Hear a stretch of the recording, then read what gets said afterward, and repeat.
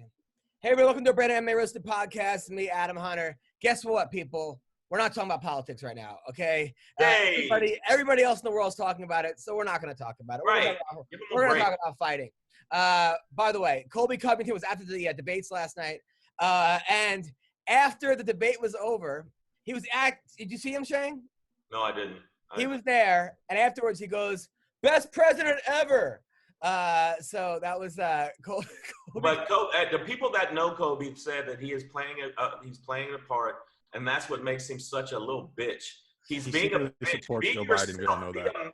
I understand you're doing it for the money, but there's a certain point where you do it for the money that makes you look like a fucking fool.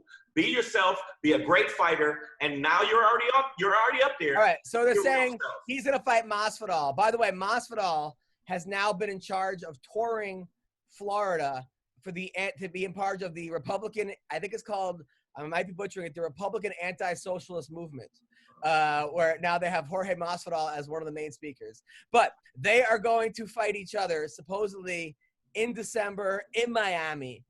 Man, I think Colby wins this fight. I do. Colby, you can't outwork Colby. It seems like the key to MMA now is not taking any breaks. Obviously, you want to take a break or two, but you got to stay in the gym. Stay in the gym. You can't allow yourself to get fat and out of shape, as we saw with the Eraser. I mean, granted, when he went into the fight, he looked like, you know, the biggest bodybuilder ever, okay? But then he gets – I've never seen a shape shifter like that in my life. But you got to stay in shape. And Colby, like I said yesterday, Israel Adesanya was in the gym on Monday. Okay, say what you want about the guy, takes no time off. No time off. And that seems to be the key to MMA. And you think Kobe's going to win. I think that Kobe, I do believe Kobe might win against Masvidal, but Masvidal is always fucking dangerous. And Masvidal does know him. And the Kobe Covington that said, well, he knows what we used to do. That was a long time ago, Kobe. This is a different Masvidal. This is a Masvidal that is, when he gets you in a position, he finishes you. Period. The end. This is a much more venomous Masvidal than the Masvidal before. But Colby seems like this new training camp, Colby, and I was wrong. I thought that going to a new training camp was going to fuck him up. This new training camp, Colby, with these new coaches that he's got, they seem to be doing a lot better. I mean, that Tyron Woodley fight was a near perfect fight. But that was a Tyron Woodley not showing up. It was a good fight for Kobe, but it was more Tyron Woodley not showing up. Masvidal maybe yes or no. I mean, Tyron Woodley had the best takedown defense in all of MMA, or one of the best. Not anymore. That was not anymore. It's the truth. Yeah, but not anymore based on that one fight. It wasn't like he had. It's because of the 3 fights. There's a passion and there's a focus that he apparently doesn't have like he used to have. And I'm telling you right now, I think that Kobe's going to be going against he's not going against Woodley, he's going against Masvidal. And Masvidal, if he gets trained and focused, I really do think it's not going to be Kobe outworking him and all this stuff, because Kobe's going to get hurt. By the way, did you watch that Diego Sanchez fight where Sanchez tried in the 3rd round, the Masvidal hands behind the back and ran out, but it was like the flying knee. You see that? Wait, this is his last fight? Yeah. And then somebody put it next to Masvidal's flying knee, and it was like 10 times slower. And then Ben Askren was like, I wouldn't have fallen for that one. He actually retweeted it. Freaking Askren's hilarious. So now odds have come out. John Jones versus Israel Adesanya. Jones is the favor. Man, I would love to see that fight. I didn't want to see that fight before this last fight against. I don't want to see that fight. I don't know. I mean, we're talking. Man, before I was saying John Jones.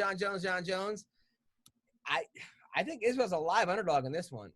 Not Masvidal. John Jones, to me, I'd never give him credit because he's tested too many times. He's fucked up too many times. And even to get the belt taken away because you fucked up. But he's never lost.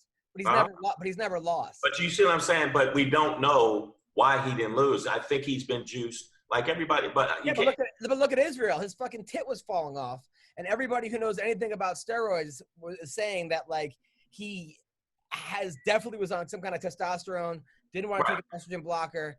No, I don't. I mean, I'm saying, but who do you think wins the fight, though? Who do you think wins? Oh, John Jones.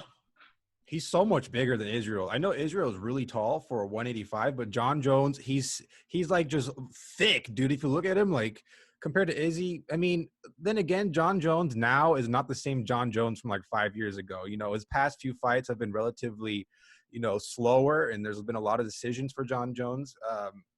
But I think it would be a great fight. But unfortunately, the only place that I want to see John Jones at is at heavyweight right now. So I don't really care about catch weight at 195. Like, if they go 195 at a catch weight, tell me that wouldn't be awesome. Because that would be awesome. Bullshit. I think they're fucking over Stipe. I think Stipe, he should go up and fight Stipe. He should fight Stipe. I think he beat Stipe. I hate to say it.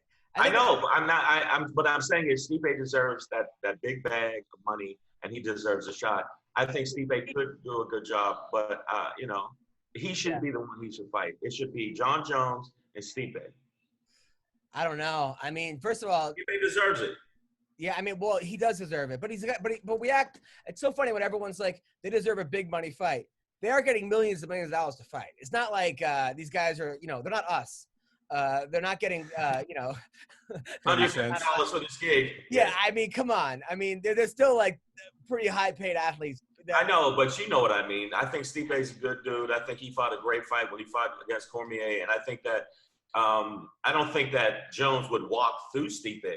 No. I don't think no, but I think it would be a good fight. I think if you want to talk shit, go up and fight Stipe. That's although I do got to say, when it seems like these guys are not saving their money based on bare knuckle boxing, because Frank Mir just signed with bare knuckle boxing. And right. I don't know if I want to see it. That's athletes in general mostly. Now the NBA has a thing they put in order for people to not end up being broke and living under a car.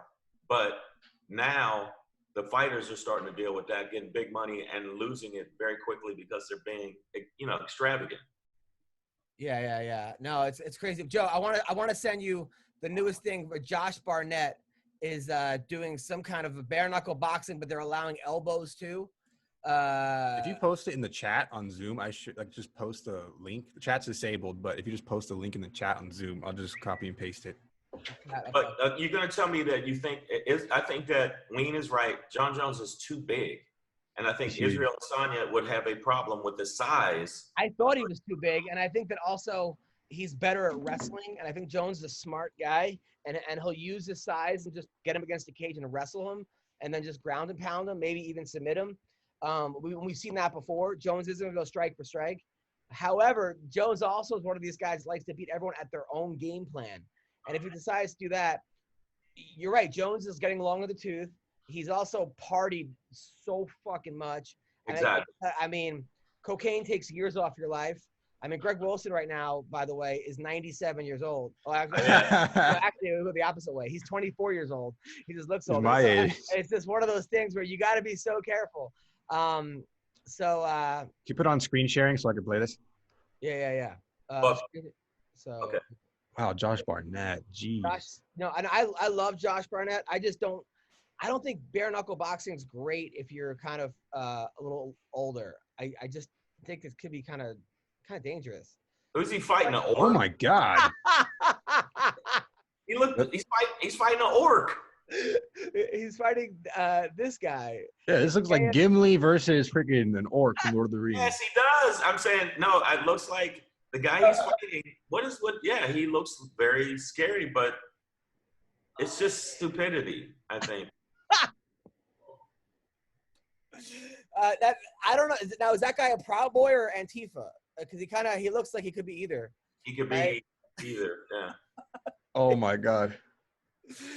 Yeah, Friday. I mean, tell me you're not going to watch that, though. The guy's name is Rosal. No, I'm not going to watch that. Genesis is the fight organization? Okay? Like you're in a bad mood, Shang. You all right? No, I'm saying the reason I'm not going to watch it, I'm going to tell you why I'm going to watch it is there's a certain point where it just gets foolish. And I like him as a fighter, but he's too old to be doing this shit.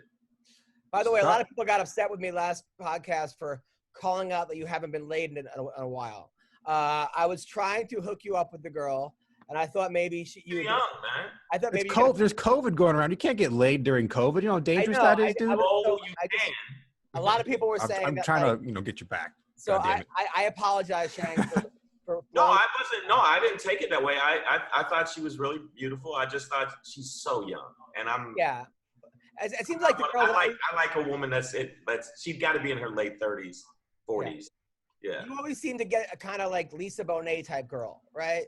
She like you get like a hipster chick that may or may not shave her vagina. She's like. Well, a lot of them had hairy bush, but I was with that.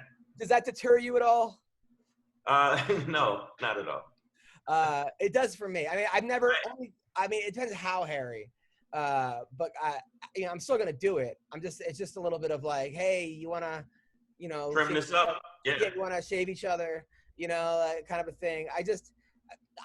No. The last couple people I was with, they were all bald and beautiful vaginas. Yeah. But if they're hairy, if they're little Wookiees, I don't care. I like. You don't care, right? If it's a Wookiee, you're gonna still stab. I don't care what somebody says, and so. Yeah, I knew a girl that was like a playmate that had like a little Playboy bunny down there. That was kind of chill. I would be like, oh, that's cute. Yeah. Like I said, maybe the UFC logo. If she had, Green Dog, do your girls have like MAGA down there? Yeah, of course. I trim it in. Crazy thing is that Ween Dog is Mexican. That's like even the right? Aren't you? Are you half Mexican? Or I'm half Mexican. Yeah. Yeah. Who's Mexican? Your mom or dad? My dad is Mexican. Is he? So why don't half of you get sent back over the border? So, which half of you would have to go back to his country? I ain't going to Mexico. Mexico is an awful place to live compared to the United States. Is, according to who you say you think is great. All right, but forget that. All right, back to that. So they announced that. Mexican. Wait, you said you didn't know that he's half Mexican? No, I didn't know that. I look just racially ambiguous. It's hard to tell what exactly I am. Joseph Perez. I mean, that doesn't give it away. And by the way, Shane is actually albino white. If you guys don't know this, I don't know if you guys know that. Albino? What is that? Albino. So it came out that the offer has been made out to Dustin Poirier and Conor McGregor to fight each other. They were trying to do some kind of charity fight. I think the UFC was like, "You guys want to fight? We'll just make the fucking fight." Who wins this fight? You know what? I mean, Conor obviously won the first one, and it's a matter of is he in Poirier's head? Because Poirier sometimes he's been showing up a lot lately. I don't know if he's still a mental person or what, but even the Khabib fight, he did pretty well against Khabib. I wouldn't say he almost subbed him, but he had a pretty tight sub going on. That being said, I think Poirier wins this one. I think he got over his demons. In the beginning, he got knocked out early. I think he didn't know how hard Conor hit, like almost everyone that fought Conor in the beginning. Eddie Alvarez, Dustin Poirier. They don't know. But I really think the kind of like the Max Holloway fight changed Poirier a lot because he just whooped on Max Holloway. And like we've never seen Max Holloway get whooped on before. And I think Poirier wins this one. You, Shane? I think if you're going after big fights, I don't think that Conor McGregor should even think about fighting Poirier. I don't, Why? I don't, it's not there's so many other people that's more compelling. And even though he won the last fight in the trilogy, it would be a trilogy. I think a trilogy fight would make more sense and make more money. You mean with Nate Diaz, you mean? Yeah. Yeah. Talking about making more money, making more eyeballs to watch it. The Diaz brothers in general are just fucking hardcore, and I like the way they roll. But I'm telling you right now, I think that fight, people would be like, yeah, let's fucking watch a trilogy of that. I think it's an easier fight for him too. Nate Diaz versus Dustin Poirier at this point in his career. At a certain point, I wouldn't say that. But in this point, Anthony Njokuani's here. He's here. Austin Vanderford's here. Austin's late. But we're gonna have late? Yes. We're gonna have a double interview. Somebody's volume's high, right, Joe? Is somebody getting feedback a little bit? Yeah, if you have the option to put like earphones in, go ahead and do that. That'll help out a lot, or just turn down the volume on your phone or something, so there's no feedback. Okay, yeah. So we got. Hey, Anthony, are you driving somewhere? Yeah, I'm just down. I was leaving the gym. Can you come back in like 10 minutes? Yeah. All right, thanks, brother. Appreciate it. Hi, brother. Thank you. And I just before we jump into it, I want to say this to Adam. I thought Acosta would be a little bit more aggressive and move forward. Real shit, he kind of froze and he froze. He did. He said he was dealing with some kind of injury, but yeah, he froze, and I think Stylebender just saw that as, oh, you fucked up now. Let's be real. it was weird. That was the weirdest. He froze. He froze. Someone who doesn't froze though is Austin Vanderford. Exactly. Austin Vanderford is undefeated fighter in Bellator, kicking everyone's ass. Came off a huge submission, by the way, in Submission Underground. Who did you beat? You beat like one of the best guys in the world. Yeah, the boogeyman, Richie Martinez, 10th planet. That's huge, dude. That's gigantic. That's gigantic. Thank you. And people were saying you were gonna get killed. Everyone was saying, "Oh, it's over," and you proved them all wrong. And then who did you fight after that? Who did you grapple after that? You lost in double overtime or something? Or? Yeah, I lost to a black belt, a guy, Checo, I think. Yeah, is his Gabriel name. Checo. Yeah. Yeah, who's another really tough guy. So we had a good go too. You're murdering it. Now, you recently got COVID. Yes. You and Paige Van Zandt, you were supposed to fight. You got COVID. Yep. And what was that experience like? I don't want to downplay it because I do, I think especially after going through it, I think it was I obviously think it's a real thing and all this, but, I guess I was just fortunate. It wasn't horrible. But it took a couple weeks to get back to normal. Honestly, my worst symptoms were my fucking hips, were so sore and tight. I couldn't bend over and touch my toes. Like, wow. My hips and my body just ached so bad. But other than that, I lost my taste and my smell also, which was kind of weird. And it still isn't 100% back. It's still, it's been a few weeks and still not back on that yet either. But yeah, I mean, it wasn't horrible. I've been a lot more sick in the past, but I think I was just fortunate. I got a strong immune system and was able to get through it. Did you know you had it before you got tested? No, I didn't. I mean, I was training hard. I was getting ready for it. Was I think a Thursday night. I got the results. I was supposed to fly out on Sunday for my fight. And that night or that day, that Thursday, I had trained in the morning, and I actually called into my coach, and I was like, man, I gotta take the evening off. I'm just I'm feeling run down. I'm tired, which, was no big deal. It was the end of camp, and I kind of chalked all that up to that. And the funny thing is the next day after I got the positive result is when all the symptoms hit me. I'm like, shit, yeah, I must actually really have this. It seems like everyone is the same thing with fighters. Like, yeah, I didn't know I had it, and I was kind of feeling that I got it. Then it was the next day. It was like the worst. Yeah. You think if you hadn't known you had it, you would have known like those symptoms? You would have had those symptoms, or like was it mental kind of? I don't know. I feel like maybe if I wouldn't have had to take any time off, if it would have been, if COVID wasn't a thing at all and I just would have had a little cold, like, I felt like I had, there's a chance I would just train through it and it kept going and all that. So I don't really know. I almost feel like when I got the positive result and then had to sit out for, a couple weeks, I feel like once I started resting, I started feeling worse. So now your wife, Paige Van Zandt, yes. Now normally you guys are posting all kinds of like, you're holding her naked, you're eating her asshole, she's eating your asshole. That's on the OnlyFans. This young couple love, right? But her thing was, my husband gave me COVID. What do I do? What? See, I guess she was pissed at you. Like, what happened there? Yeah, she wasn't happy with me, so it's kind of like, what the fuck do I do? Do I stay with him? Do I leave? No, she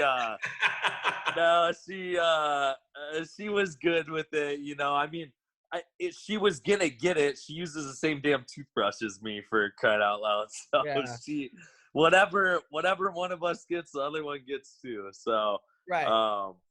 Yeah. So she got it. I honestly think it was a little worse for her. She had a killer headache for like 5 days, and we both had like a high temperature, but it would come down with taking ibuprofen, and it was just, it's weird. It's a weird sickness.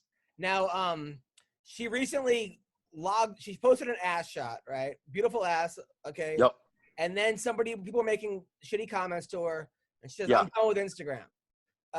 What happened? You know what? It was one of those days. She just, you kind of, I guess she goes back and forth. Like, some days she lets that stuff get to her a little worse than others. And, I tell her, like, fuck, are you really going to allow the opinion of, some like fat dude sitting at home, like ruin, everything you're doing and all that. And sometimes it just takes a little of those socks. You can only take so much seeing shitty things and all that. But she's doing good now, for sure. Now, my wife, when she's having a rough day at work, people are being mean to her, I get shit. She's like, even last night, she was like, I don't know what to do. I can't sleep. The cats are too stuffy. I'm like, what do you want me to do? Just be there for me, okay? And then I get fucking, I'm here for you. And I get yelled at. Then I have to kind of be like, okay, babe. Is that how I would imagine you go through the same thing? Yeah, for sure. But it's opposite. It's usually me, bitching and complaining, and she's, there's definitely, I'd say, I'm the strong shoulder that she can cry on or, talk to about, and not to get all sappy with you, for sure. But more often than not, it is me. We had a shitty bed. I was complaining about the bed, like, fuck, I can't take this bed anymore, and then she went out and bought us a really nice bed. Little things like that, But you recently called yourself a simp. You said you're the simp. Yeah. Joe, what is a simp? I don't really know, but my understanding of the terminology is someone who like sees a very attractive girl, mainly on the internet, and they like fall in love with them, and then they just dedicate their life to trying to seduce them or whatever. I don't know. That's what it is? I don't know. Awesome. Close, am I right? yeah. I don't know. Am I close? You know what? I had no fucking clue what it was. I had people calling me a simp, so I thought I'd run with it. Yeah, exactly. It sounds like bullshit. That's what it sounds like. Yeah. I swear to God, people from Alaska are just a different breed, man. Like, you are the most laid back, toughest dude. I think it's because it's like 40 guys to every girl in Alaska. Yeah. So you just like develop a good sense of humor, right? Yeah, for sure. That should get to you. I mean, honestly, like, can we be real honest? Like, most of these guys would be doing anything to be in the position I'm in right now. So I don't want to hear any shit from anybody. No, right. 1,000%. And you know what? Paige is actually a really cool. Both you guys, I feel like I know you guys pretty well. Both really sweet people. But she is very pretty. I have to like not even look at her when I hang out with you guys because I feel like But he knows that. He's like, yeah, I do know that. So I'm just staring do I stare at her eyes? Do I stare at her tits? Like, where do exactly. I look? What do I do here? I don't know what to do here. Yeah. Is that why you got that tattoo of an eye on your neck so guys just look at you instead of exactly? Yeah, it makes it less awkward for the other person. Hey, nice shitty tattoo on your neck. It kind of breaks the ice a little bit. Are you done with tattoos? No, absolutely not. What else are you gonna get? I don't know. They're all so impulsive. I haven't gotten to announce this yet, but on the DL, I'm fighting November 5th. So I'm just waiting to announce that. I had an opponent change. I had all this shit. So I get a new tattoo after every single fight. So I'm sometimes 2, sometimes 3, whatever. And I don't know yet. I honestly, I couldn't tell you today. I think maybe the back of my head tattooed or something. Oh my God. Who are you? Who are you fighting? I can't say that yet either. The Dylan Dennis? Please say it's Dylan Dennis.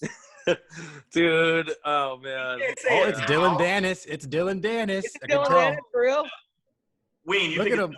Look at him. Really? You're fighting Dylan Dennis? I can't say. Oh my God. Look at the smile on his face. That's going to be a huge. Well, is he 170? He's not 170, is he? Is Dylan 170? I've been losing some weight. Yeah, he fights at 170. Oh my God. That would be a huge fight. First of all, Dylan Dennis is 2-0, but he's a great at jiu-jitsu. He's always posting pictures of him and his girlfriends. I'm the best ever. Him and like 6 women. I own MMA, blah, blah, blah. You have the Paige Van Zandt thing. You're an undefeated fighter. You're a wrestler versus jiu-jitsu guy. You got way better striking. I don't know if they'd make that fight though, because you're 11-0 and he's 2. Yeah, I'm 9-0, but yeah, I don't think so. Yeah, but we'll see. Yeah. I think that he'd have a problem because your striking is way better and you hit way harder. Oh, so he I would think the murder him. I think he would. I think it wouldn't be fair, to be honestly. Yeah. No, I'm not Well, being a bitch about it. I'm just saying, like, there's levels, and I think Yeah, for sure. We'll put it out in the universe though, because that is a fight that I would love. So we'll put it out in the universe. Now, I don't want to make this about Paige Van Zandt because I'm about you, all right? Is Paige there? Is she in the room? Yeah, can we talk to her for about Yeah, 15 minutes? she is. You guys can say whatever. Hey, No, it's all game. No, she's doing bare knuckle boxing, right? Yes, sir. She's a very pretty girl, very marketable. She makes a lot of money on Instagram with her looks. Obviously a great fighter. Seems like she's her karate is her background. She's got great. Can you tell kicks. she's looking? Can you tell she's looking right at me right Listen, now? keep going, Adam. Keep going. Are you worried about her face getting fucked up? And have you told her like, hey, this is like, this is sort of our I mean, why are we doing this? No, not a single bit. No. Yeah, I would think not, Adam. I mean, Yeah. because I mean, you got to think she's been fighting for a while, and it's just part of it, and that she'll heal up even if she does get cut. Yeah. She'll heal up, but her face will look the same, and that's just the way it is. So Yeah. Adam. Yes. How many of these bare knuckle boxing matches have you watched? A lot. You've watched a lot. How many female? How many of the female ones? There hasn't been that many. It's like Rowdy Beck and some other girls. Maybe 4. For sure. Not that many. Not that many. Yeah. I think obviously there's some opportunity for cuts and whatnot, but I mean, and not to take anything away from the female fighting and stuff, but we're talking about 120-pound girls, throwing punches and with bare knuckles. So you can't punch quite as hard, or you shouldn't. You got to be careful with your shots and whatnot. And I've watched a bunch of the fights, and the girls get bruised up and stuff. I haven't seen a ton of like cuts. Right. The thing that I personally worried about the most was breaking her hands and the knuckles and whatnot. But you should see like the way that they tape their hands. And Paige is working a lot with Thiago Alves, which he just had his fight and talked to us all about it, which he just had his first fight. And man, the way that they tape their hands and the support, it's almost impossible to break your hands with with the way all the protection and stuff. As a father, I'm a father now. I have a daughter, and listen, I heard she got like $1 million. I don't know if that's true, but heard there's a lot of. She got a very good contract. A very good contract. Yeah, but I mean, I've watched some of the fights. I think the female fighters, it's not as much damage, and they piece each other up. Don't get me wrong, they piece each other. Absolutely. It's definitely and the punches. I think even the punches. It's more bruise you up than it is cut you up. Yep. Plus the way their hands are taped, it's not as much.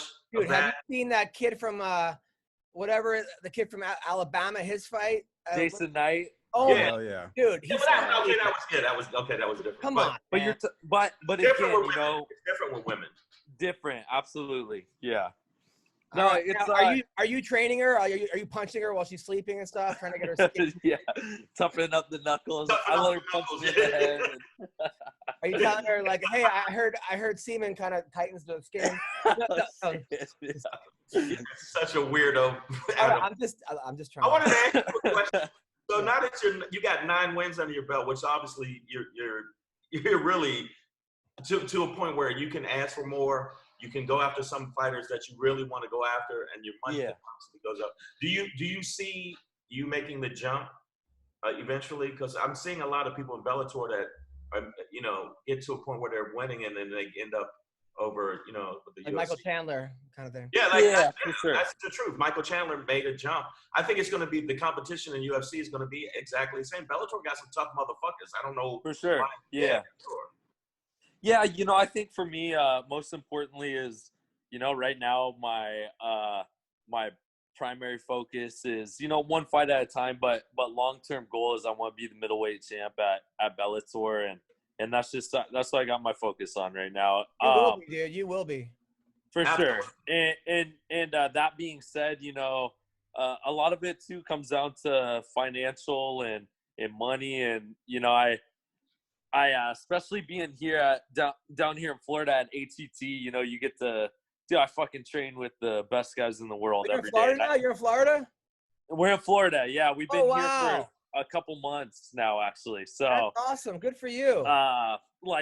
Today my main training partner was Thiago Santos. I got these guys, but not only do I get to train with them and learn from them like martial arts, I also get to learn what they did or what they felt like were some mistakes, maybe career-wise and financially and all these things. So I'm really fortunate to get to learn from all those guys and get to pick everyone's brain. And so are you training with Masvidal and Poirier and those guys? Yeah. And there's just every day, man, it's a new fucking guy. It's so cool, man. You get to roll with monsters, which helps you become more monster. Absolutely, yeah. So who wins, Masvidal or Colby Covington? Oh man, well I gotta go with my teammate now, Masvidal. So Masvidal's. I keep telling Adam. Yeah, but he's from Oregon though. He's an Oregon boy. That's fine. I know. Yeah. It's hard for Austin to pick this one. Don't sleep on Masvidal. He can close that distance. All right, hold on. You're right, but Austin, why are you picking Masvidal? Mainly because he's my training partner, my teammate, and I ain't going away from. But Adam's acting like Kobe's gonna walk right through him or something. No, hell no. Hell no. Nobody's ever walked through Masvidal in the history. No. He's tough, man.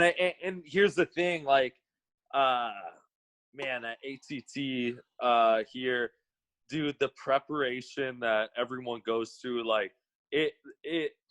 this was the best career move. I mean, and I wanted to do it. I didn't want it to be a situation where I hit bottom and I took a loss or something. It was man, what am I gonna do? How am I gonna get better? I want to get that get to that before that even happened, and get down here and start learning and training with some of the best. So that's good, man, because you were already awesome. And then now how's training with Poirier? What's that like? I haven't actually, I think he's been more at home. I think he was in the gym when I had COVID. He was here for a couple weeks, but he goes back and forth. I think he lives in Louisiana or whatever. So so I haven't, but man, I mean, there's all these Russian dudes. Actually, my very best training partner is his name's Yaroslav Amasov. I think he's 25-0, and he's in Bellator. And the dude is a fucking monster. He fights at 170. He beats up everybody in the room. Did he ever say to you if I win, I get your wife? No, he and we're main training partners, so we have our days. We go back and forth. So, I feel good. But great guy, great training partner. Really, he's a fucking stud, man. So it's cool, man, just to train with all those guys. You know what? I think it's impressive to you, for the stuff I've seen, is the fact that sometimes I see wrestlers that don't have good hands. Does that make sense? Yeah. They just can't stand up and bang, and they have the wrestling to go to. I think that you balance it out more, and I think the better you get, it's going to be. He's got a chin though, too, man. His fight on the Contender, he was out, and then he looked over. It was like Rocky, and Paige was like, "No!" And he came back and beat the fuck out of this dude. Yeah, but that's a combination of both and heart. I think that we talked about this before. There's some motherfuckers that don't have, maybe not have the both elements, the stand up and the wrestling.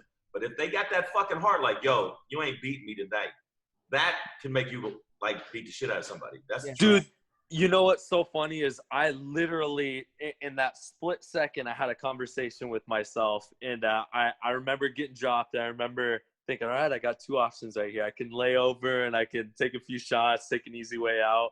or I could, figure out what we can do. And you never really know what you're, I went into autopilot at that point, and I never knew. You never really know like what you're gonna do in that position until you're there or whatever. So yeah, it's crazy. That was, they always say like, oh, you learn from all this shit, from things happening, but that was definitely such a good learning experience for me to get dropped. On stage, I'm bombing the first like 10 minutes of the show. Yeah.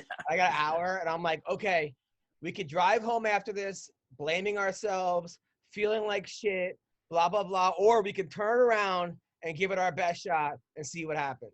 And like, I feel like I have like a Teddy Atlas in my head. Like I have Teddy Atlas screaming like, winners. I have the Teddy Atlas. Jokes, bro. Yeah. So many times I have that in my head, dude. I'm almost like, there's always a time, man. But listen, Austin, dude, you are one of the nicest, badass people, and I'm so happy to be your friend. And you always get back to me every time I text you. You're like, within seconds, man. And I'm really, really proud of you, man. Like, the sky is the limit. And you got your head on your shoulders. You got a badass wife, which is dope. You know what I'm saying? You got a badass wifey, and you got your, like, some people I see once they get, if they're 8-0, they start losing their fucking mind and doing dumb shit. And it's good that there's certain people that get back in the gym and know, this is my job. I got to stay focused on this shit, not fuck around. Yep. But I'm not gonna lie, I do kind of miss the pictures of you, like, of her eating your ass on Instagram. Yeah, we need more. Hey, of those. we'll get a wild hair. Those will be back, man. All that stuff. They're coming back. I miss those though. Your fights. I would show my wife, and she would just be confused. I'm like, look at Paige and Austin, and she's like, who asked for this? And I'm like, no, it's everybody. Oh, that's so funny, man. Like, it was so funny. She's like, this is so obnoxious. I'm like, yeah, but they're laughing, they're having fun. And then like Demi Lovato is like, oh, you kids, like, commenting. You got like millions of people commenting on those pictures. Like, dude, like Demi Lovato was watching Paige Van Zandt eat your ass on Instagram. Like, that's fucking like. That's hilarious. It's my dream, dude. That's awesome. Yeah. Some of that shit, man. Like, some of the I don't know if you guys remember, Adam. Do you remember when Paige posted it? I was talking about, I wanted to see if my wife could drown me, like, if it was possible. Did you ever see that? No. Okay, so I was taking a bath, and Paige walks in, and I was like, hey, babe, I want you to try to drown me. I want to see, like, if there's any you ever wonder that? Like, oh, yeah. Like, hey, I wonder. So she had filmed it. We put it, dude, the next day it was, like, on the fucking, it wasn't on the Today Show, but it was on, like TMZ or something. Like, New York. And no, it was, like, a bigger fucking it was crazy. And this lady, like, how people out there who their wives have drowned their husbands and like all God. This shit. It's crazy. Like, that's not right, drowning your husband. Exactly. Yeah. It's obviously we're doing it just having fun. It was the highlight of quarantine. It was like the first 2 weeks quarantine. Yes. Like, they were just being complete fucking savages. And it was so awkward. Like, there was one where she was holding him, his legs were in the air, and I'm not kidding. You could see his ass cheek. You could see it was like his face was covering her beads. And then they had like a quote that was like, shoot for the stars, or some fucking ridiculous quote that had nothing to do with it. But that's what makes it funnier. Yeah. It was hilarious. Yeah. Keep doing that. Anyway, listen, thank you for everything. Can't wait till November 4th, right? November 5th? When is it? On November 5th, because Bellator's doing Thursdays now. So I think it's right, the 5th. I saw the thing online. 2 days after the election. Everyone will be really happy. Oh, fuck. Yeah, let's not even go there fucking out. Yeah. Let's leave that shit alone. Well, I think that you are absolutely, the way I see that you focused, I watched some videos on you. I like the fact you're doing it, because I'm gonna tell you right now, the reason I was so fucked up is sometimes you lose focus or you start getting some loot and you fuck the gym. You focus on both, so that's dope. Yeah. Absolutely. Thank you guys. Yeah, good to see you guys. Yeah. Take care, brother. See you. Take care. Awesome. Yep. Later, bro. All right, so because definitely, do you think he's going to be? I think he's definitely, man. He's definitely, man. He's a workhorse, Right. and he's got everything. He does everything really well. He's sort of like a Colby. Hear me out.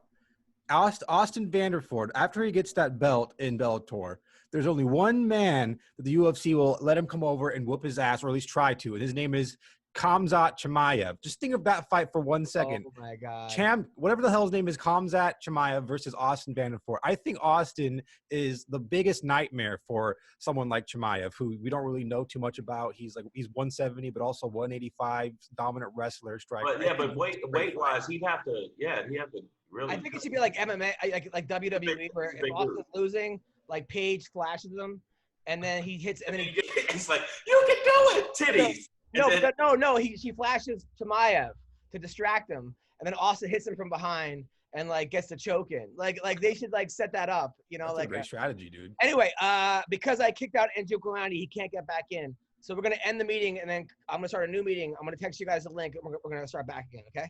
Okay. All right. Just cut it together until Anthony comes on.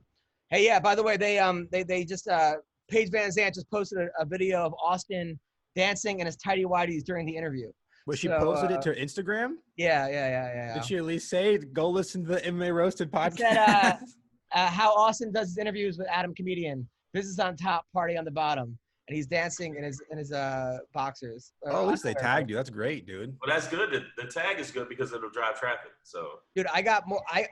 I got over 1,000 new followers on Twitter, but they're all MAGA, Make America, yesterday. Because all I posted was because I heard that Biden was going to have an earpiece, right? So I said, man, it would be great if a 15-year-old hacked it, and I started giving him the lyrics to WAP, right? That was a funny joke. Like, and then like Dave Rubin, who was like one of my old best friends back in the day, who we gave out flyers together in New York City, is now a huge like right political. He's a right wing. He's a right wing. I'm not gonna go there. But commentator. He's a commentator. He's a commentator. He's a little extreme. Well, like we started doing comedy together. We used to we were best friends. But he like retweeted it, and it just fucking blew up. Like it just. I mean, now but the thing is, I've had stuff like that happen, and what they do is they'll follow you, then they drop off, and they drop off.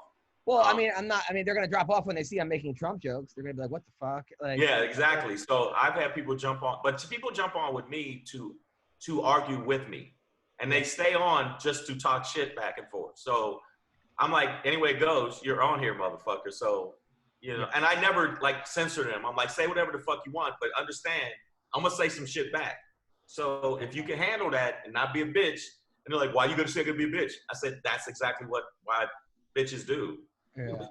You're doing what bitches do. Stop it, dude. Let's just have a dialogue, talk some shit. More people will fucking retweet our stuff, and let's go from there. So that's why it doesn't bother me that way. But I'm gonna tell you, some of the fighters, like some of the people you've interviewed, and I love Fry. Fry is the fucking best, dude.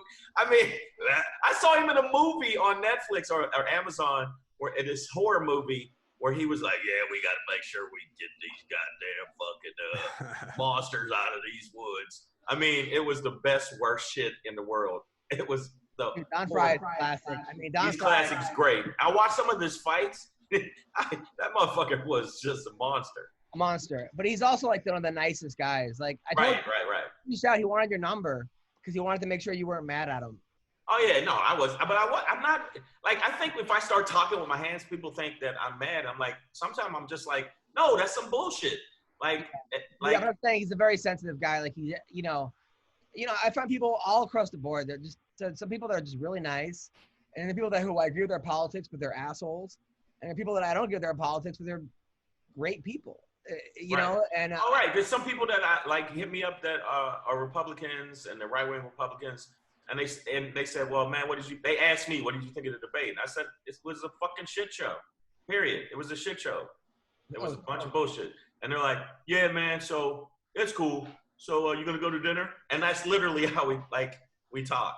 Yeah. So I don't give a fuck about all that. Like, I separated a lot of times. Like, I'd go hang out with Ween. Now, I wouldn't hang out with Ween when it's hitting on girls because he uses guns to their heads. Like, fuck them. But aside from that, you know what I'm saying? Other than choking chicks out. Politics are meant to divide us, dude. I just think it's all constructed to divide the American people. So if we just look past it, we should have no problem, loving one another for who we are. 1,000%. That was kind of gay. I'm gonna cut that out. No. So Holly Holm fighting Saturday night. Holly Holm versus Irene Aldana. Holly Holm beats everyone that she should beat, and then loses to like the bigger names. So Holly Holm doesn't always lose to the bigger names, but she beat Ronda Rousey. That was a huge. You're right. That's the biggest name. Yeah. I think exactly, Wayne. I think that she beat the biggest name in it. But since then, she's lost to Nunez. She lost to Cyborg. And it was Nunez. That's what I'm saying. She loses to the biggest names: Cyborg, Nunez, and while I thought she beat Amanda Randame, technically that was a loss. So that's what I'm saying. But that was bullshit. You know that. Come on. I was so angry after that fight, dude. I was heated. Yeah. Come on, Adam. Didn't you say like I made sure I hit some people up and said, did you see that magical fucking shit they did? That was crazy. She won that fight. Also, she got hit like 3 times, like 10 seconds after the bell. That was rocked her too, like significant strikes. That she should have get disqualified. And you can't even say, well, though, GDR had like, they were calling her the Anderson Silva of WMMA when she first came in. She was like 97-0 in kickboxing. She obviously knows the rules and knows when the bell rings, you can't keep going. Something happened with her. And she's also like the sweetest person. She like asked me out kind of on one of the podcasts. Well, not really, but she's like, when are you taking me on a date? And I was actually thinking about it because I was like, yeah, kind of interesting. But yeah, so. Yeah, you thought about it like, that might be. I was like, fuck it, right? You gotta have.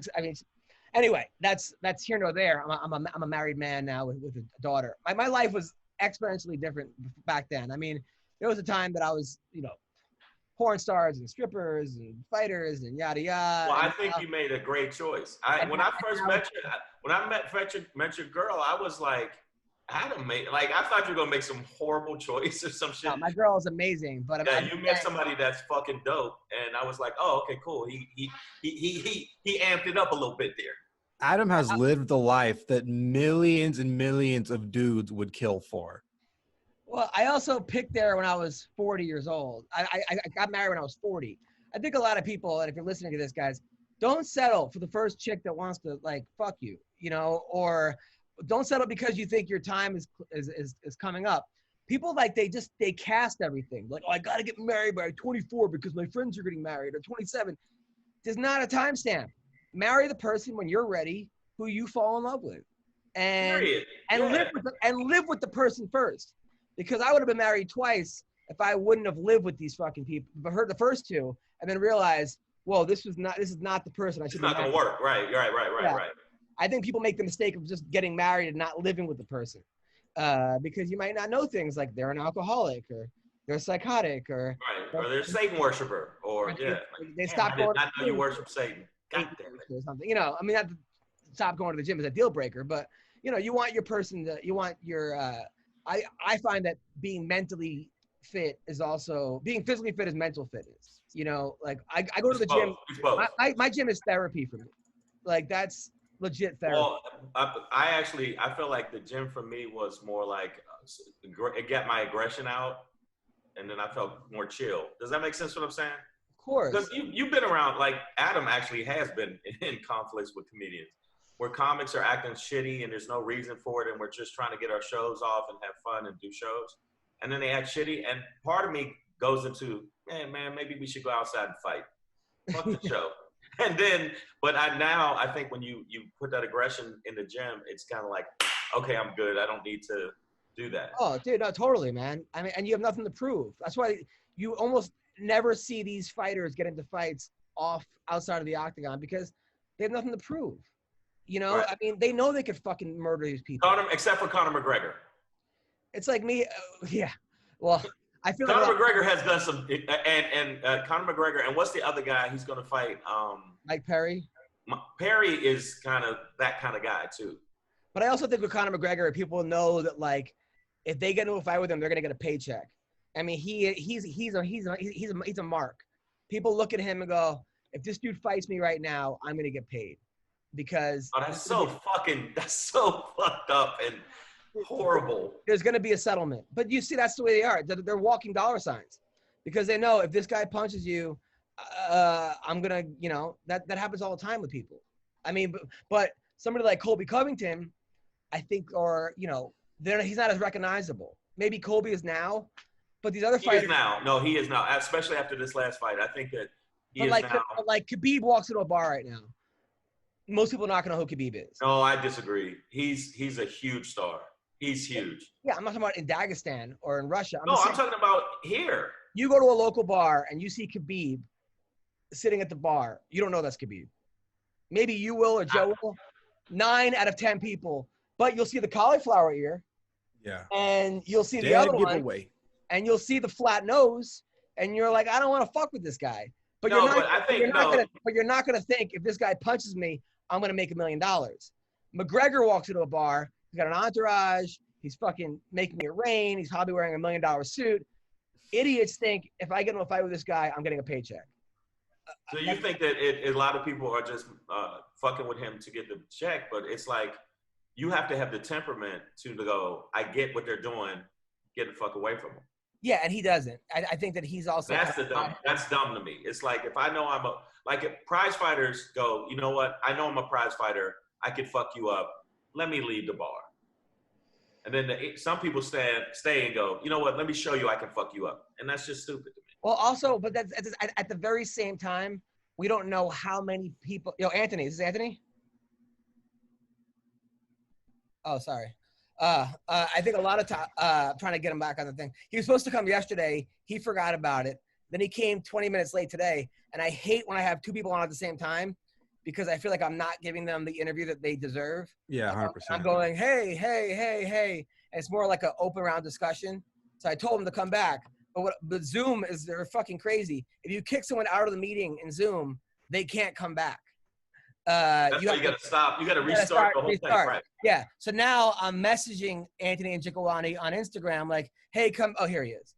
So I'm just saying that, like, this is the shit that goes on in my head when you don't have anybody working for you, except for Ween Dog.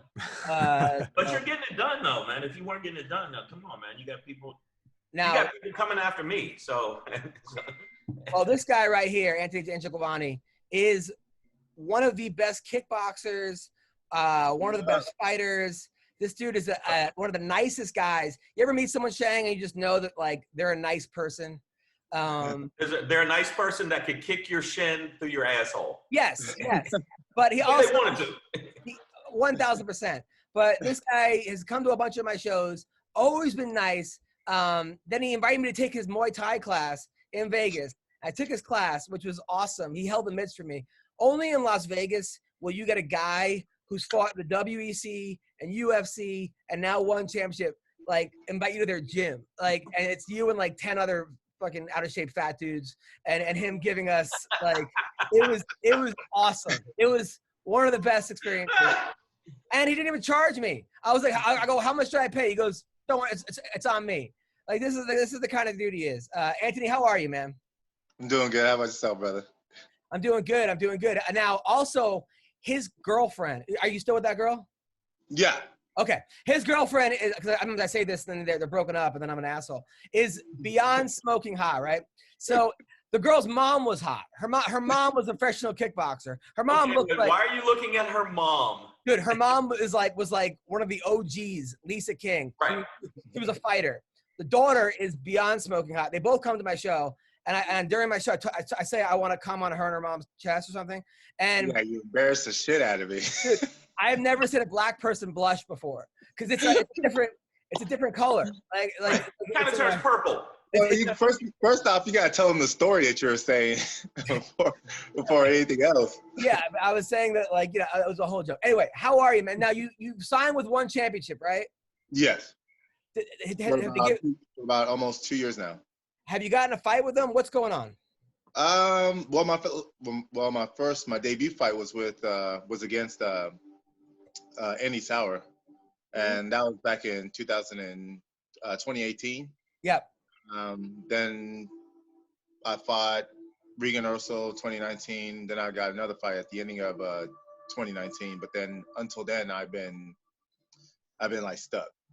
Yeah, no, I know that. I mean, like, if I come up, 'cause I saw you on Instagram post big news coming soon.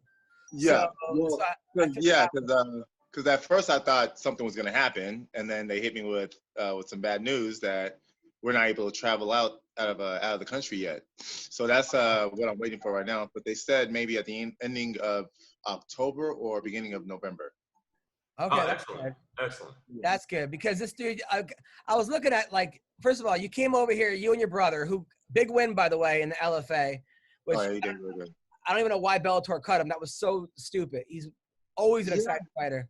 Yeah, that's a long story with that one. Yeah, I mean, no, he must have banged someone's wife, but but City is awesome. So you came here when you were 3 years old from Nigeria, right? Yeah. I came. We're trying to get away from all that whole thing that was going out there back in 1983. Well, 1980, 1982, all that civil war and everything was going on. So we migrated over to America. Well, my dad came out here first, and then luckily when he got a good job, made some money, he brought us out here. And then that was like 1983. I was like 3 years old, and then ever since then we stayed out in Texas, basically all my life, and then until I moved out here in Las Vegas back in 2008.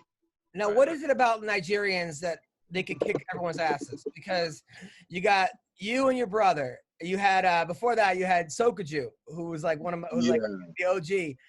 But now you have you got Usman, Stylebender. Is it Njokuani from Nigeria? I think he's from Cameroon.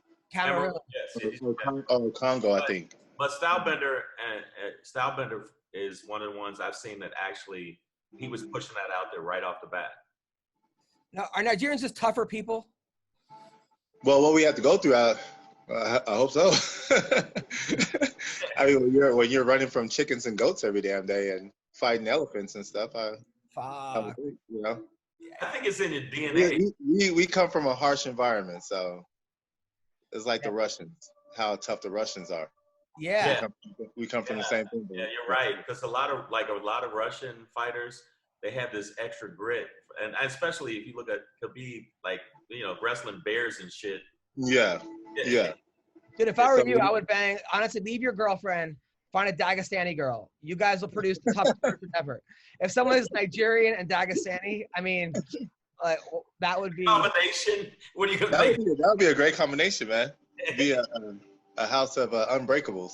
Yeah. Dude, when I used to work on cruise ships, the Eastern European girls, I guess there aren't a lot of black people on where they were from. The black dudes would fucking clean up with those girls. They would bang all the chicks from Romania and Kazakhstan. So, and I'm just saying, if it doesn't work out, Carnival Cruise Line. Now you came here. You were 3. You were 24-0, and you were the Kansas State kickboxing champion. Yeah. I mean, what was that like? It was wild fighting in Kansas. It was a what? What was it? It was a 2 weeks notice fight, and then I had to fight this ginormous kid that was like 6'3", 6'2", fighting at 155 at that time. Yeah, he was a big guy, and I had a 2 weeks notice. Went in there and actually just knocked him out in the first round. Wow. Yeah. Wow. But you got bullied a lot, right? Yeah, I took the belt that he was supposed to. So they actually made that belt for him. And yeah, so they were thinking that he was gonna knock me out because I was such on the rise at that time. Because I actually knocked out an old Ultimate fighter. Wow. I don't know if you watch my highlight video, you'll see who he is. I had him laid up in the fetal position. Wow. So when they made the belt for him, it was a guy banging a sheep on the belt, and you had to like wear that out. Was that what?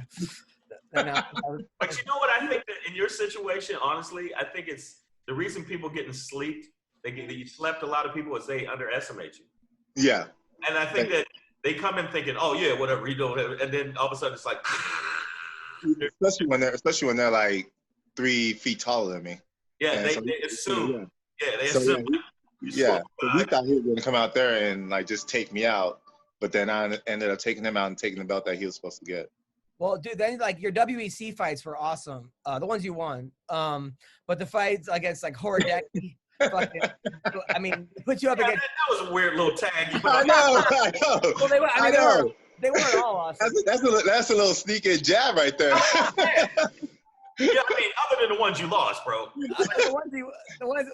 Well, they're either Hey, the ones I lost to are some good fights when they work. they were good, just not as good as the ones you won. For me, I wanted you to win. But when you knocked out Horodecki, I mean, they put you out against Bart Palachevsky, who at that time was like the poster boy for that. Yeah. As well as Horodecki. Then you get to the UFC because it acquires the UFC. Your first fight in the UFC was against Barboza. Yeah. Christ, that's a leap and a half for your ass right there. You gotta admit it. But actually, I was happy. I was really happy about that fight because it allowed me to see what I can do. Allowed me to prove myself, especially to the world. And then we ended up going out there and like pretty much giving the crowd a really good show. Yeah, you got fight of the night. Yeah, and in New York. Wow. I think when I watch videos of you, I just see you don't like, it's like weird. You kind of lull people into, oh shit. It's more like that. Every time I've seen it, you seem like more like, I didn't see that coming. Oh fuck. Yeah. I like to sneak it in, you know. It's like, oh shit. Yeah. I like people to be surprised. You beat John McDessie, and then it seemed like the wrestlers sometimes gave you a little trouble, like Ben Henderson, right? Some of those guys. Yeah. At that time, I didn't get a chance to actually like go to a wrestling school because during that time our coaches didn't allow us to, cross train at other gyms. So when I needed to practice summer wrestling, I wasn't able to do it at that time. But then now, I guess they finally figured out that we need that on top of doing jiu-jitsu, doing everything else. So they're allowing us to go to Extreme Couture and train over there with them doing wrestling. Now you're coach, One Kick Nick, right? Is he still your coach? Mm-hmm. Yes. He opened up a crypto strip club. Have you been to it? No, it didn't last too long. Phil I think it was open and closing. It was. Well, I mean, they put Phil Baroni in charge of it. Yeah. Well, you know what happens when I'm not gonna go into details on that, but yeah, Phil, he's a character. Were you involved in that at all, or no? No, I wish I was. I would have helped him out a lot if I was able to get into it, but hey, Phil was available, so Phil took it. I wanted to ask you, now that you said you can get more wrestling in, because if you watch your highlights, because I watched a lot of your highlights, it's like, to me, it seems like you don't really get in that situation that much. It's like you're head kicking somebody unconscious. No, I'm serious. Like you close the distance, you step back, and then even when they go to shoot, you just seem like before their head could get down low enough to shoot, they're done. I've looked at 4 different clips here, and that's been the case. So if you get your wrestling, you want the wrestling you said is something that you wanted to do and get that up, because you seem like more like the assassin thing kind of fits you. Oh, I appreciate that. Now that, especially when John Fitch came down to our gym and he was training with us for a while, he was actually our wrestling coach. But then, unfortunately, he had to move back to California. So we were training with him for about a couple years, I would say. And then finally, we were able to. Once he left, it sucked because he was a great wrestling coach and he showed us like a lot of stuff that helped us out to improve our game. And then once he left, that's when our coaches allowed us to saw that we needed to continue our wrestling and saw that that going to extreme would actually help us out to improve in our wrestling game. And ever since then, my wrestling and my jiu-jitsu has gotten better. And now are you doing one for MMA or for kickboxing?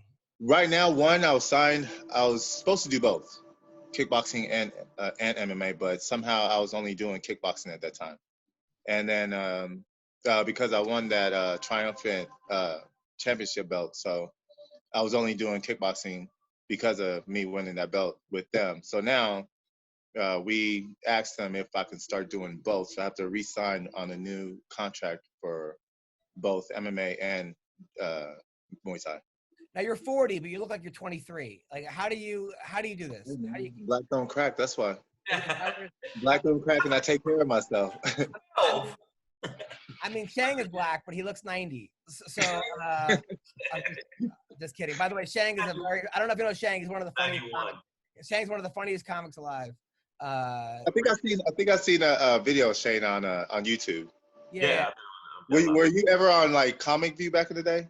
Yeah, I was on there for 9 years. Yeah. That's right. Yeah, I saw a couple of your stuff on there. Yeah.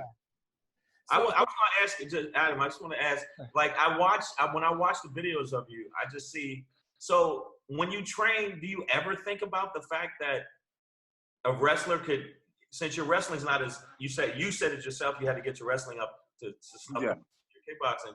Do you ever, like, when you go into that, worry about that more? Because I would think you're such a great stand-up fighter, you know?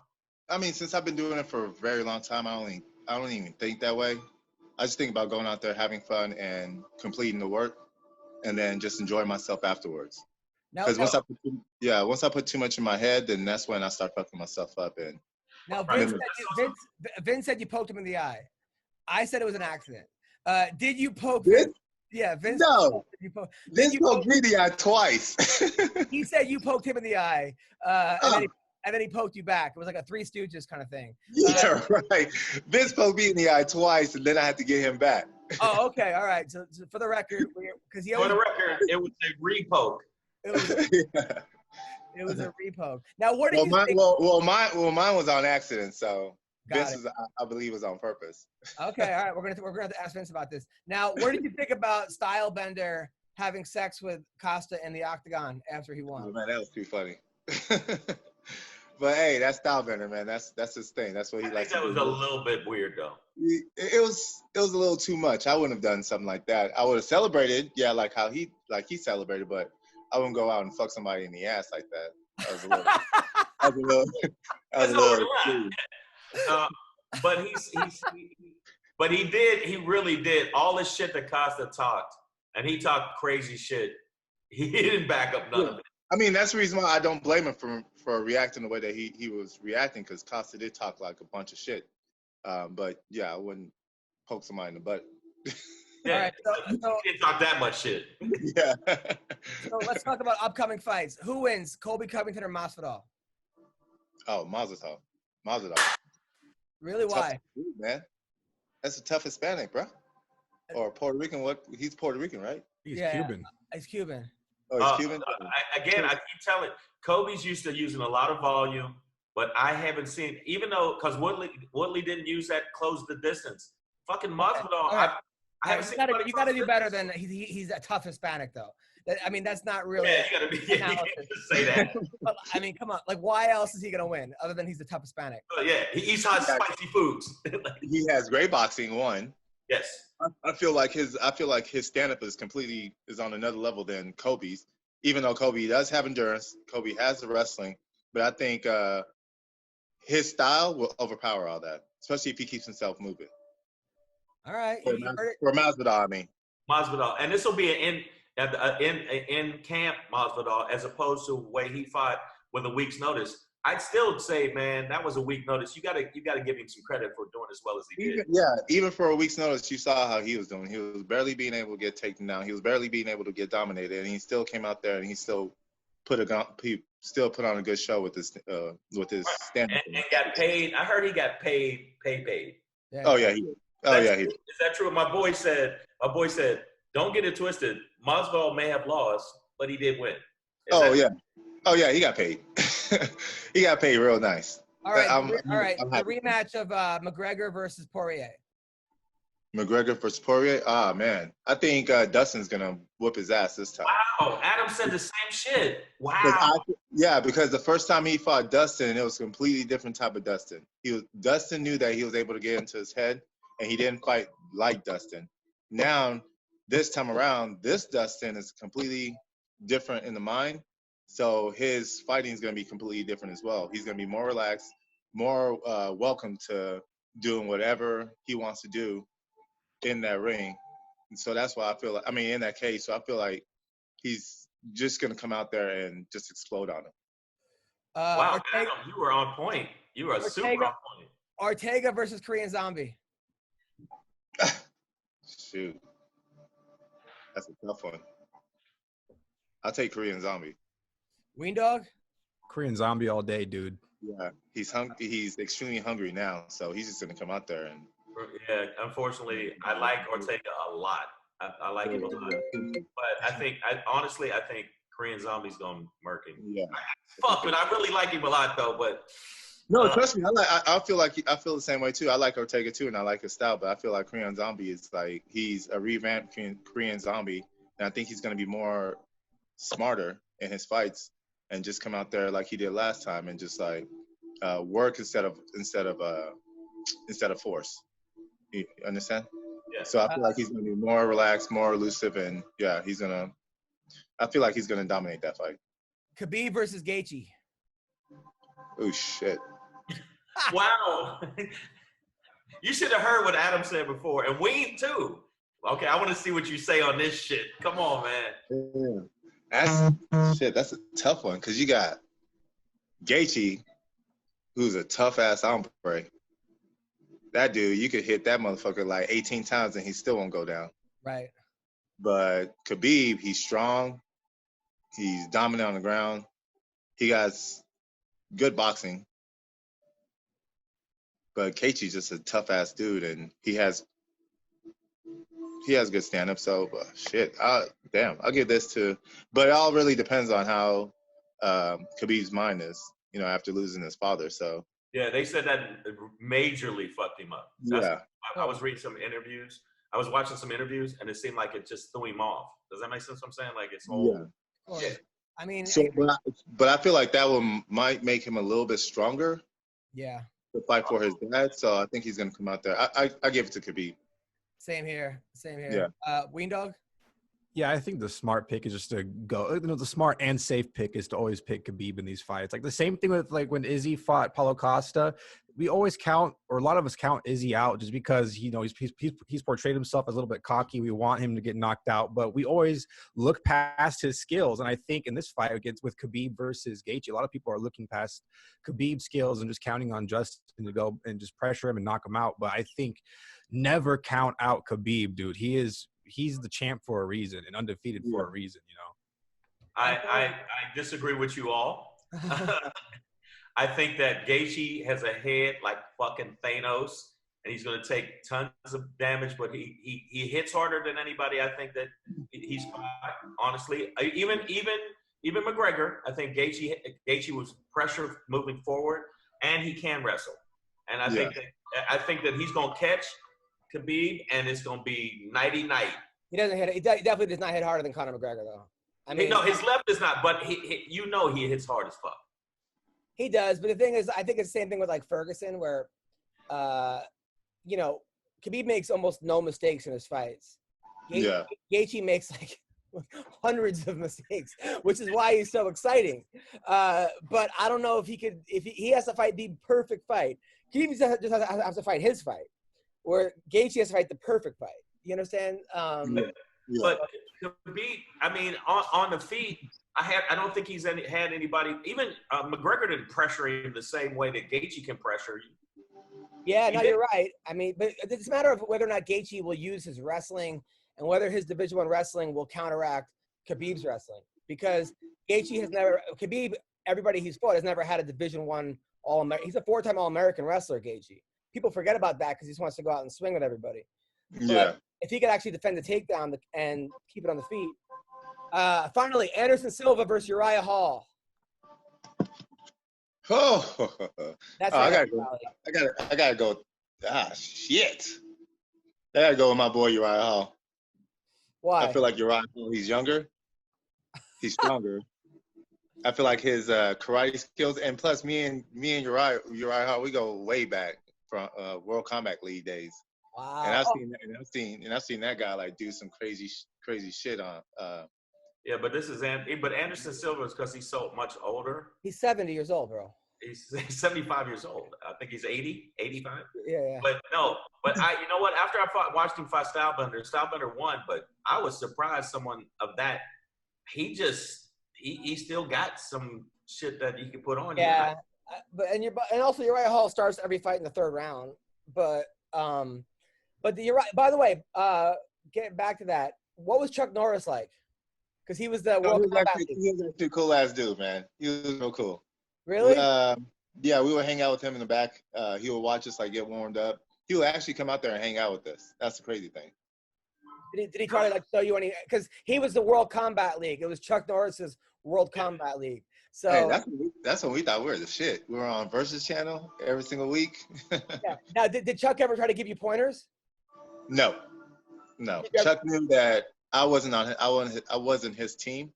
Yeah. It was like Raymond Daniels, like the Las Vegas Stars was his actual team. Was a team that he was always rooting for. I was with crazy thing is I wasn't with Team Dallas, even from Dallas, but I was on the Oklahoma Destroyers.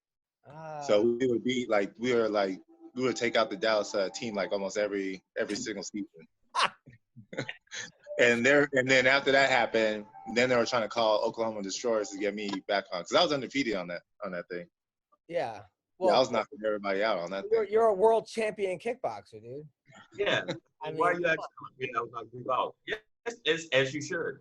When are you gonna marry that girl? Probably next year. Thinking about proposing. You can't do better, bro. You honestly can't do better. I know.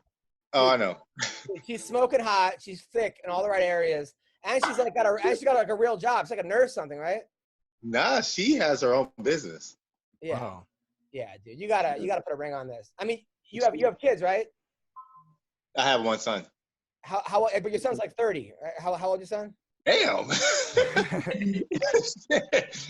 I think my son's about the same age as your kid. Oh, really? 2? You have 2-year-old son? Oh, your kid is 2? Oh no, mine is about to be 10. Oh, 10. That's awesome. Yeah. Does 30 years old. Does your son? I didn't know he was my little brother. Does your son like your girlfriend? Oh, he loves her. Oh, dude, then it's perfect. Oh yeah, they get along. That's great, man. That's beautiful. You got to see this girl saying. On Instagram, she has mostly like clothing pictures, and you see one, you're like, what the fuck? So yeah, she's like, she doesn't like put out, but then you'll see one, you're like, oh, that's what he's doing. Yeah, but is that what we're doing here? Is that what we're doing? Is that what we're doing? Am I wrong? Am I wrong? No, you're not wrong. Okay, there you go. Well, Anthony, where can people find you? You can find me on Instagram at Anthony.Njokuani and also on my fitness page, Njokuani Fitness. Now, if people in Vegas want to train with you, how do they do that? If people want to come and train with me in Las Vegas, I'm teaching and training people. I'm teaching and also training teaching privates or training privates over at One Kick Next Gym. And that's located at 121 East Sunset Road, Las Vegas, Nevada, 89141. My bad. Awesome. Damn zip code. Yeah, how cool is that, man? Next time I'm in Vegas, I'm definitely gonna go back. Come down. I got you. You know that. Thank you. Was it fun, man? Was it fun? Dude, he was amazing. It was amazing, and he was like, you know, like I'm not the greatest kicker, but he makes you feel like you're actually good. So, you did really good, brother. You did really good. Thank you. Don't start talking like that. You did really good compared to a lot of people that I train. You did really good. So yeah, it was a lot of fun. It was a lot of fun, and it was like, how often do you get like? I mean, it's like being trained by like, you know, Barry Bonds in baseball. I mean, like it's the best, dude. So so thank you, man, and enjoy the rest of the week, man. Thank you. Thank you, brother. Appreciate it. Nice talking to you guys, man. Yeah, I had a lot of fun. Talking to you, man. Adam, no, I was gonna say, man, that's crazy. Like all of you think Khabib. That's insane. Wayne was like, "Yeah, I gotta go with the safe bet." Insane. Like, the guy's 27-0. Bro. The guy's never lost a round. How is I know, but Gaethje's no joke, bro. I for a minute there, I thought it's insanity of all of you. You just gotta act like Gaethje is like Gaethje's a beast, man. No joke, but don't forget, everybody was also picking Tony Ferguson too. You know, Gaethje. I think people are funny. Like, obviously, this is a different Gaethje than before. Come on. I get it, but it's also Justin Gaethje, who lost to Dustin Poirier twice. Eddie Alvarez beat him, I think, the first time. Yeah, Eddie Alvarez beat him. You know, he was losing to Michael Johnson, and then he was winning, which everyone was. But he's one of these guys that, like, I'm not saying he's inconsistent because he's on a different level, but he's not been as consistent as Khabib. Khabib has never. You could argue he lost one round to Conor, and then some people think he lost that one fight against.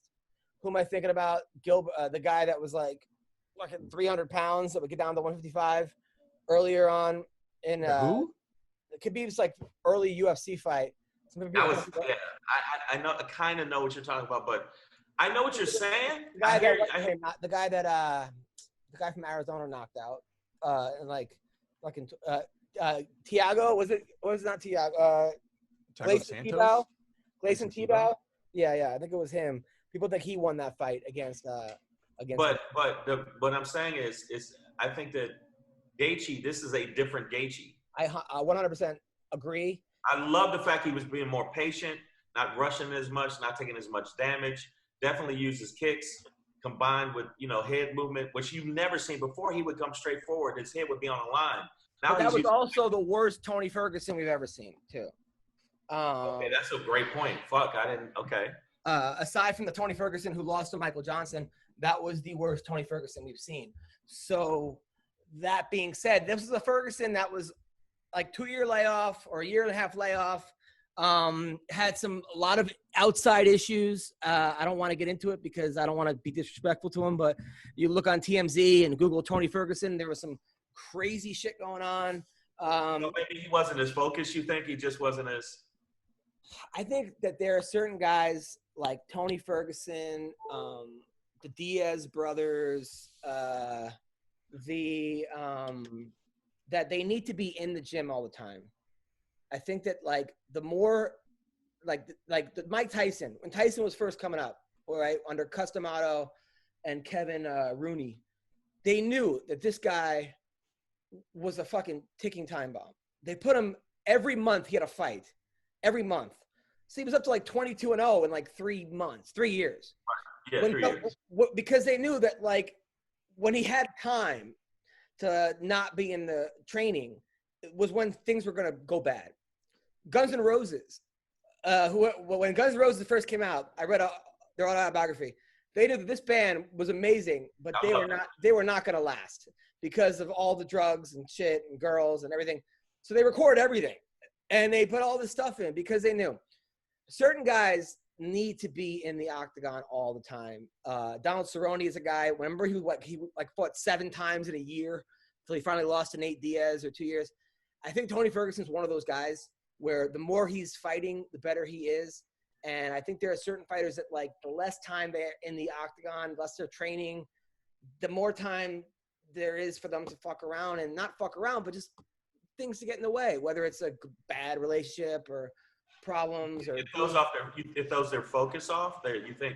Yeah, I think their focus. Mayhem Miller is beyond the perfect example of a guy. That's actually a good example right there. A guy that like when he was fighting often, he was doing great. Because you're also when you're fighting, you're in the gym because you have a deadline. Yeah, right. What you got to do, right? I mean, look at these guys. You know how many comics are gonna suck right now when this pandemic's over? I mean, or you just probably just quit because they're not doing shows and they're not focused. And how many people do we know right now that are like? I know like at least a handful of friends that have relapsed, got divorced, fucked around, moved back home. Right. It's just. It takes you got to be disciplined. I mean, I think that also, with comedy, continually writing and yeah. Like I get up sometimes. I know this sounds old school and everybody's gonna make fun of me. I have a yellow lined notepad. I literally physically write up my shit. I don't even use a computer. I write it out on a pad. For some reason, that works for me.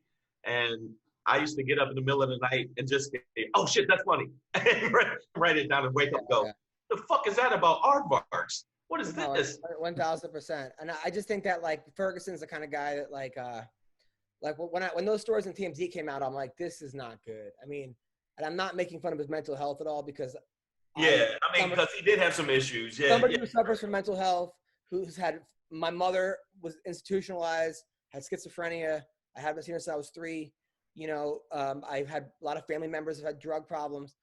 But when his wife was saying that he thought that the government was putting tracking devices in his legs or just some crazy shit that was going on, it was not good.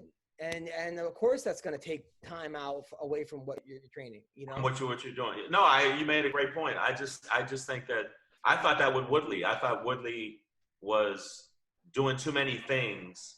Even though he was making money though, doing other things. I think he wasn't focused on it. Yeah, but the thing about the problem with Woodley is that, like, I mean, I consider myself a pretty good friend of Tyron, and I told him, like, hey man, aren't you doing too many things? Like, flat. You said it? You really told him? Of course, I said that to him. Wow. And he said, well, no, because really I'm only training 2 hours a day, and the rest of the day, or 3 hours a day, the rest of the day, what am I doing? I'm at home.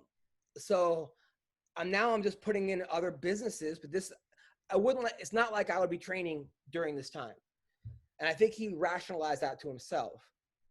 But no, that wasn't good. But there's also, like, maybe you're not training, but you're thinking about training. Maybe you're resting your body. Maybe you're eating right. You know, maybe other shit's going on. You know, it's like, so maybe physically you're not in the gym, but also, you know, it's mental. I mean, Carla Esparza, like 2 months out, she gets a new phone and does not return anybody's texts for 2 months for her fights. If you look at certain fighters, that's the way they go to the gym 2 times a day. They work on the jits. They work on. But I know what you're saying, but I never thought about it from that standpoint. And I'm surprised you said it to him. I thought it, but I wouldn't want to. I don't know if I would say it. I didn't say it to him like, don't you think you're doing, like, I said it to him just in like a concerned way, like, hey bro, don't you think maybe this is kind of distracting because, you know, right now you're the champion and people are going to be gunning for you. I said in a way that, like, a friend would say.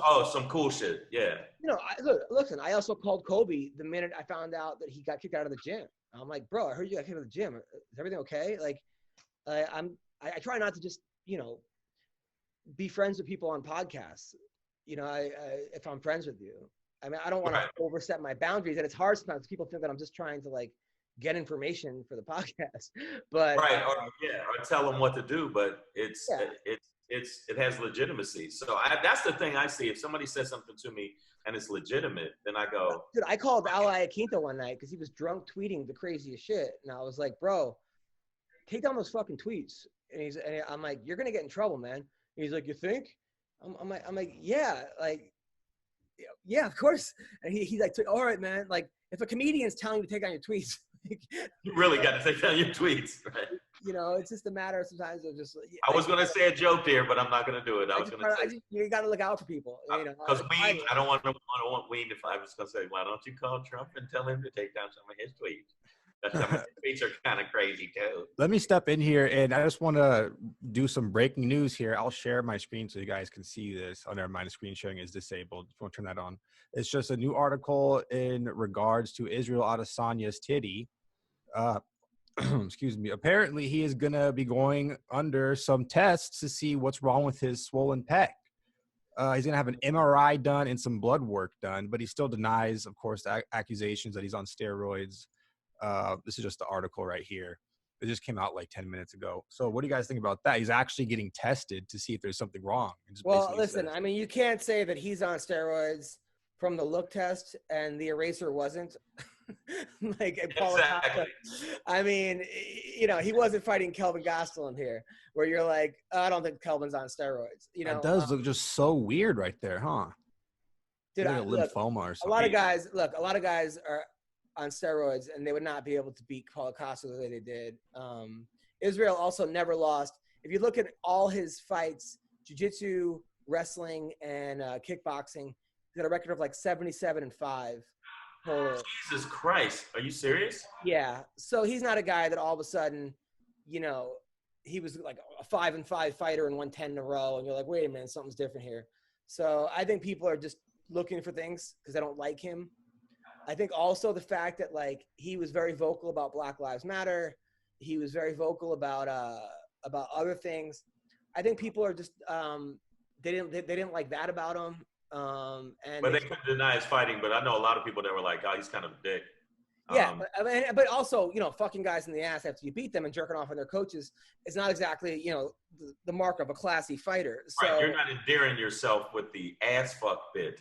Yeah, yeah. So, I mean, I'm sure that Angela Hill is very Black Lives or not. She's pro Black Lives Matter, but no one's accusing her of being right. It's the way it goes about it. But I watched a whole bunch of it. I watched about maybe 5 of his fights.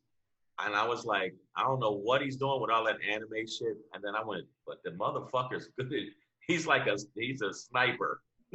He is a sniper. But he also is a sniper in this fight. The last fight, he looked fucking awful against I think it was, I know. I think he did look awful, but I think he thought it was going to be more of a fight. Yeah. Yeah. I kind of have Romero winning that fight. I stand in the middle of the ring and wait for you. Come on. But I'm saying it's just so funny the way fans are like going fight by fight with him. Like now all of a sudden they love him, they hate him the last fight. It's like, come on, guys. Like, but no, this fight he really, and other than Costa just standing there, which I thought was fucking stupid. Very stupid. This fight, I think it was all the lead up and the talking shit, and he kind of backed up everything he fucking said. He did that against Robert Whittaker. He dismantled Robert Whittaker in 1 round. Or maybe 2 rounds, but 2 rounds. It was 2 rounds. They might fight again too if Robert Whittaker gets past Jared Cannonier. He destroyed Derek. He destroyed Derek Brunson in 1 round. I mean, the Kelvin Gastelum fight I think was a very close fight. I think Kelvin would have won if he would have run round 5. I think he underestimated Kelvin, as most people do. And the Marvin Vettori fight, I thought he lost, or you could argue he lost. It was on the fence. I thought it was on the fence on that. But to dismantle Robert Whittaker in 1 round and Paulo Costa in 2 rounds, this dude is on a different level right now.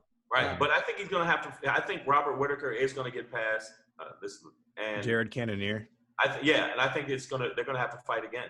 I really do. I thought Whittaker looked like shit against Darren Till, though. I mean, he beat Darren Till, but he didn't look like the same. He could tell he lost some confidence in that fight. Really? Well, Darren Till's no joke, though. I think it was more the level of Darren Till that made him look that way. But I thought he won that fight, but don't forget. I mean, Darren Till got smoked by Woodley. He got destroyed by Masvidal, or he got knocked out by Masvidal. No, he knocked him. He slept him. You're right. And then did he lose to someone else? Was it? I think like a 3-fight losing streak for that. Is it Wonder Boy or something? Wonder Boy beat him or lose. I think he beat Wonder Boy, and he beat Cerrone, but I think it was on a 2-fight losing streak, I believe. Woodley was the first guy to really put it on him, and then Masvidal, and then someone else. He's another guy though. Darren Till is like he's entertaining as hell. He beat Kelvin Gastelum. Darren Till did. Yeah, he beat Kelvin, but before that, right? Before that, he lost to Jorge, he lost to Tyron, and then he beat Stephen Thompson, and he beat Cerrone. Yeah, so he lost 2 fights. But I'm saying that Whittaker was looking unbeatable for a while. Yeah, he was a monster, but I think that honestly, I think that they're going to fight again, and I think it'll be a totally different fight. I hope so. Whittaker seems like a really good guy. He's a good guy, but I just feel like, sometimes, and also he has some back stuff going on. He has some other things going on. Yeah. And like you said, and you made a good point, he wasn't focused. He wasn't as focused. And you can't fuck around and not be focused when you're fighting Stylebender. I asked Dana about that, because I was talking to Dana one time about fighters, and I was like, what is it? He goes, man, I got on a podcast. He goes, so many guys have potential to be the champion. So many guys.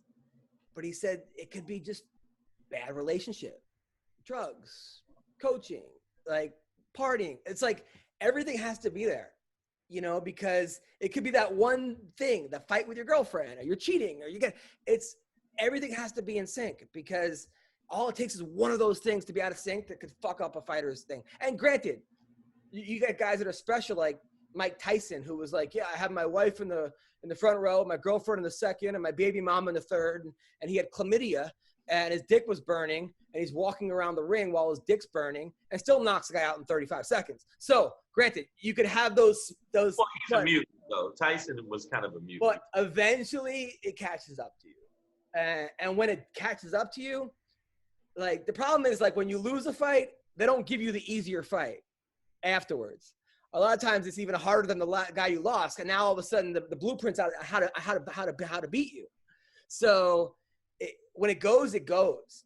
You know. I think that happened to Anderson Silva after that horrible. That was it. Well, that was it. But I wonder if it's ever some guys it never happened to. Floyd Mayweather never lost. He's just that good. I mean, but he's a gym rat though. They said that he's super focused. Gym rat, and his dad and uncle were both world champions. You know, and his cousin Mayweather Sr. was a world champion. Roger Mayweather was a world champion, and Jeff Mayweather was a champion. When you have 3 guys raising you in the gym and they're all world fucking champions from out of Detroit, Michigan, like, you know. Yeah, I see what you're saying. Yeah, but I saw a documentary on, I don't know if it was on HBO or Showtime, and this motherfucker literally trains round the clock. But I'm saying it never caught up to him. Even he went to jail, came back and was like better. Yeah, how the fuck do you do that? And I wonder if it's going to catch up to John Jones. John Jones might be that special of an athlete. And I know he took steroids and yada, yada, yada. But he was beating guys before steroids. But when he fought Cormier, I think that it was – come on, man. I think that was bullshit. And I think he should have got the belt taken away. But I'm saying, are we ever going to see it catch up to him? Because it caught up to Chuck Liddell. Remember with Chuck Liddell? Chuck was fucking everyone up. And then all of a sudden he was getting knocked out by Rich Franklin and knocked out by this guy and that guy. I mean, it caught up to BJ Penn big time. It caught up to – it didn't really catch up to GSP, although he was losing his last couple fights because he kind of got out early. But it didn't really catch up to Demetrius Johnson because he was that good. But it caught up to Cody Garbrandt, caught up to TJ Dillashaw. It caught up to – you're making – there's a lot of people. You're right. Where they were like unbeatable and then they weren't, you know. Daniel Cormier, although, I mean, he lost 3 times. He lost to John Jones and Stipe Miocic. He's still one of the greatest of all time, but it just catches up to you at a certain point. You think all the bullshit out of the octagon? Well, no, because I don't think Demetrius Johnson and them were like partying. Dillashaw was taking steroids. Cody Garbrandt, I think, got a little bit too started believing his own hype and fighting sloppy, you know. Right. But he came back. We'll see. You know, I think BJ Penn hasn't looked as good though. I mean, BJ Penn became the king of Hawaii, and I think that when you're like the fucking king of an island, nobody. Yeah, exactly. But, you know, when like nobody says no to you. Yeah, but Wayne was right. I think that Wayne, you had said it. Jones hasn't looked like the world beater, at least lately, to me. No, he wasn't the guy that beat Shogun and beat Rampage and just beat everyone. Yeah. I mean, to beat Rampage at that time, I mean, don't get me wrong. Rampage for a while there was just fucking people up, and the way that Jones handled him, I was really impressed. He made him quit. He quit. No, I was impressed. Yeah, I know. And he wasn't like that before. So I think Jones has changed people. But also when I found out how much, you know, he was doing roids and shit like that, I was like, well, maybe that's why. That's why I don't give him as much credit. And with Cormier, I still feel the same way about that. I mean, I feel like, you know, he deserved.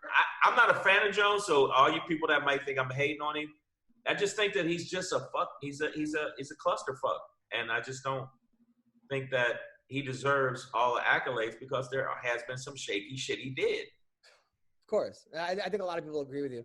Windo, what do you got coming up?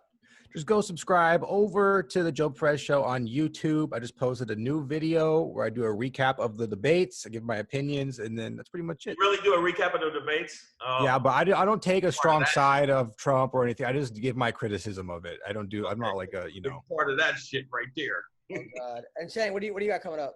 I'm going to be doing Vegas. I forget the name of the place. October 14th. I'll be there. I'm doing Vegas, 2 shows.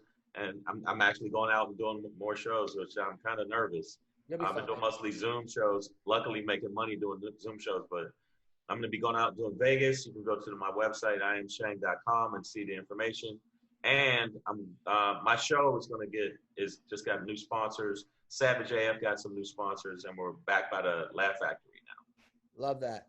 I will be at the Mall of America in Minnesota this Thursday, Friday, Saturday, and Sunday at the House.